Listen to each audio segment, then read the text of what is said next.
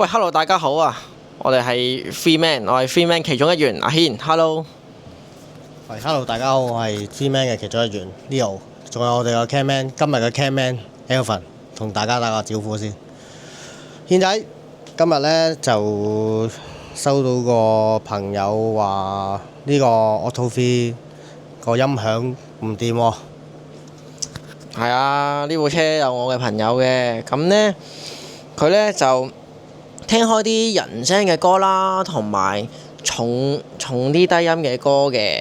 咁呢，佢又聽慣依家，佢就覺得原廠嘅喇叭呢，佢又講翻，佢又聽人聲呢，佢又有陣時出唔到翻啲人聲出到嘅高音，佢又想進行升級啦，即係換下啲喇叭咁進行升級。咁我哋又慶幸啦，又揾咗呢個荃灣890合作，就進行對呢部車嘅升級。喂，喺度啊！喂，太子，喂係。搞掂啦，上車聽下。喂，好啊，嚟上車啊！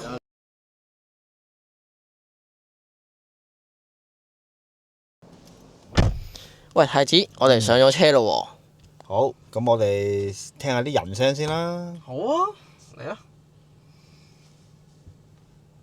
找到時間裂縫，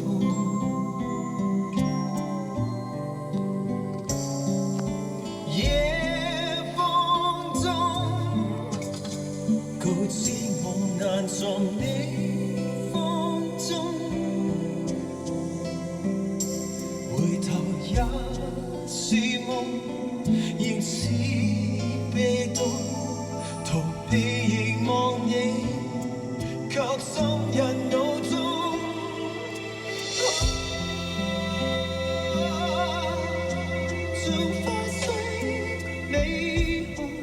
之後我哋又可以試下啲 pop 嘢啊，好啊啲 bass。OK。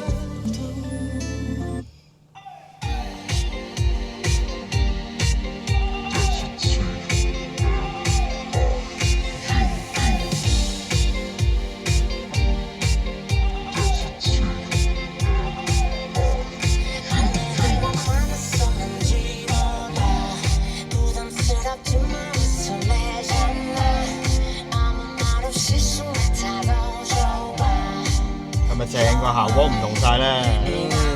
係嘛？要高音有高音，要中音有中音，又有低頻。而家比起之前好咗好多，所有嘢即係好似頭先我哋聽學友嗰首歌咁樣。咁原本車嘅喇叭呢，聽落去呢，佢係咪有一段副歌聲，係咪會有啲笛聲或者鳥鳴叫咁嘅聲嘅？跟住原廠車嘅喇叭呢，我依家諗起呢，我係聽唔到呢一段嘢出嚟嘅。即係佢依家用咗呢套喇叭之後呢，佢反而會出得呢啲聲出得豐富咗。咁當然啦，因為原廠喇叭嘅質素，講真，大家都明㗎啦。其實都係一隻紙喇叭，其實瓦數又少又細，咁所以啲聲係一定係會比較差嘅，個清晰度一定唔夠嘅。咁所以呢，我哋今次做一個叫做輕量嘅升級啦。咁我哋做咗倒模 H 啦，咁啊裝咗前面嘅3分頻啦。咁我哋今次呢，就用呢個係意大利牌子，意大利做嘅。咁啊 Silence Lab。咁呢個牌子都係專做喇叭嘅，即係佢有出平啊、中價、高價亦都有，係啦。咁呢隻喇叭嘅特性呢，就3頻會比較平衡啦。咁你聽咩類型嘅音樂佢都幾好嘅，係啊，人聲又夠細緻。你聽啲 K-pop， 聽啲流行啲 bass 佢又夠，係啊，所以呢對喇叭係唔錯嘅選擇嚟嘅。咁啦，除咗呢對 H 之外啦，佢會仲我哋幫佢加咗啲咩配置落去呢？當然啦，你落得 H3 路，咁理論上你一定要落埋 DSP 㗎啦。係。因為 DSP 喺車嚟講都比較緊要嘅。因為第一，有得調校係一個好緊要嘅項目。係啦，咁而家我哋個做法就係前面呢個3分頻我哋行全主動式，係啦，咁你變咗每一個 channel 就一隻喇叭，咁你變咗無論調校上啊個推力啊所有嘢都係做到最好嘅，係啦，咁同埋當然個延時亦都可以做到最好啦，因為你全主動嘅時候，咁個控制所有嘢都可以獨立啊嘛。OK。係啦，咁我哋DSP 咧，我哋就裝咗喺我而家坐緊呢個乘客嘅凳底。係，我哋望望先啦。係啦，咁所以咧，其實大家就唔需要話擔心要裝好多器材啊，話使唔使要擺好多嘢喺架車度啊？其實係唔需要嘅。同埋最緊要一樣嘢咧，而家啲 DSP 咧個電流係好慳電嘅，即係唔會話要用好多電嘅。係咯，因為始終即係依家電車唔似油車咁樣咧，油車我哋有所謂嘅打藍磨啦、發電機咁樣啦嘛。所以呢個大家揸電車嘅朋友都唔需要擔心電量呢個問題。係啦，因為其實係好慳電嘅，因為而家DSP 佢全部大部分都行 D 類線路，咁變咗個效率好高嘅。其實佢用好少電，但係已經係做到以往傳統 AB 類嗰啲亞數力水。係啦，咁變咗同埋個體積，你頭先都見到啦，比較細隻嘅。咁好適合而家啲電車，可能大家都覺得冇乜位擺嘢啊。咁同埋最重要咧，我哋後邊車尾箱咧都裝咗隻超低音嘅。係啊，咁我哋落車望一望先啦，好唔好？喂，我哋依家去車尾望一望先啦。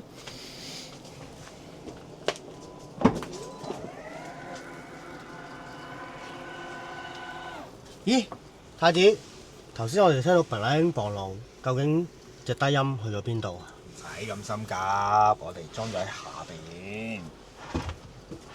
哦，原來係咪好慳位咧？裝咗喺呢度。因為咧，車主嘅要求，第一就話唔可以佔用呢個儲物空間。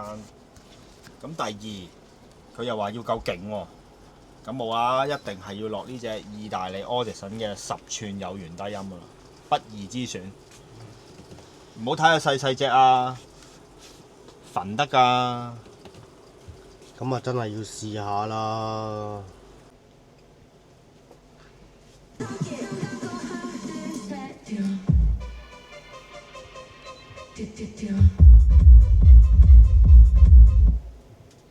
喂，真係有效果喎！係咪啊？都話又細隻又勁㗎啦，呢隻嘢。真係完全冇諗過，嗰隻喇叭咁細隻，可以咁勁喎！係嘛？又細隻，又可以擺埋喺下邊，幾好。真係慳晒位喎！好啦，今日我哋做翻個總結先啦。今日我哋幫呢架 Atto3裝咗啲咩咧？咁呢啲資訊咧，我交翻俾阿太子同埋阿 Leo 講解咯。係。我哋今日首先第一樣嘢就想介紹翻我哋嘅 SilentLab 嘅3路分音喇叭。太子。係啊，嗱呢套喇叭咧，咁佢第一啦，佢用咗絲膜高音，咁你大家都應該都留意到，大部分喇叭都會用絲膜為主嘅，因為絲膜嘅特性就係比較襟聽啦，比較柔順嘅啲高音，咁又唔會話好吉耳啦。咁同埋第二個中音咧，你都會見到其實佢嗱全部都係 made in 意大利嘅，係啊，唔係講笑啊，真係意大利製造㗎，全部都。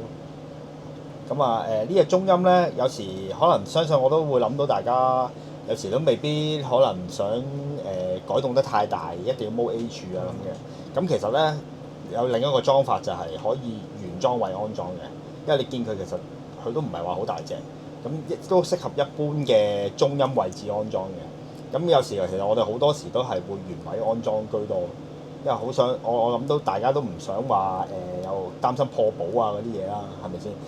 好啦，咁呢隻6寸半咧，咁佢呢隻佢特性就靈敏度比較高啦，咁啊比較容易推啦，咁變咗你隻 DSP 嘅瓦數唔使話好大都可以足夠推動佢咯，係啊，咁呢對係一個唔錯嘅選擇嚟嘅。咁跟住落嚟，我哋仲有呢個 Audison 嘅 DSP 啦，咁我哋又交翻俾阿太子係啦，介紹啦。呢隻 Audison DSP 咧，咁 Audison 講真出名咧，佢係分析力好。係啊，啲聲係比較3頻係比較平衡嘅，咁所以呢個 DSP 我哋都比較中意用 Audison 呢個牌子啦，因為佢嘅聲底真係確實係比較好嘅，同埋都係嗰句，都係意大利做嘅，係啦，因為 Audison 嘅嘢全部都係意大利做嘅，係啦。跟住落嚟就係頭先我喺尾箱嗰度揾嚟揾去都揾唔到嘅嗰隻低係啦音，巧妙咁收藏咗喺個尾箱嘅下半部。咁呢只亦都係 Audison 嘅王牌啦，因為10寸同埋佢係超薄型嘅設計，咁適合一般而家所有車為咗慳位安裝，因為相信好多車主都好怕個低音又大嚿啊，有瓦位㗎啦。咁呢個10個車主10個都係呢個反應㗎啦。咁所以呢，佢哋廠方亦都出咗呢隻超薄型嘅低音啦。咁啊兩者兼顧啦，效果又可以兼顧到又細隻，同埋最主要呢，佢全部都係 Class D 嘅線路，咁係效率比較高嘅。咁所以亦都唔會話好食電，所以大家亦都唔需要擔心電量嘅問題啦。係啊，太子，我想問呢嚿咩嚟㗎？哇！咁都俾你揾到嘅，我唔記得抌個盒啫喎。嗯？咦？呢嚿有哇！呢咩用嚿就㗎？犀利啦！嗱，呢嚿就係台灣納米龍嘅 X2。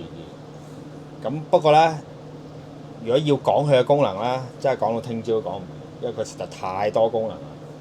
咁呢，呢個留翻下集再講啦，我哋。咁好啦，大家首先留意翻我哋Freeman 同埋890嘅 IG 同埋 Facebook。依家你哋所望呢一套套裝咧，會有一個限時嘅優惠嘅。咁啦，最後都係大家記得撳下個鐘仔啊！撳個鐘仔啦，訂閱翻我哋嘅 YouTube 同埋留意翻呢個 Facebook 啊 IG，記得 like 啊！係咁 share 同埋 share，今日係咁多啦，拜拜。拜拜。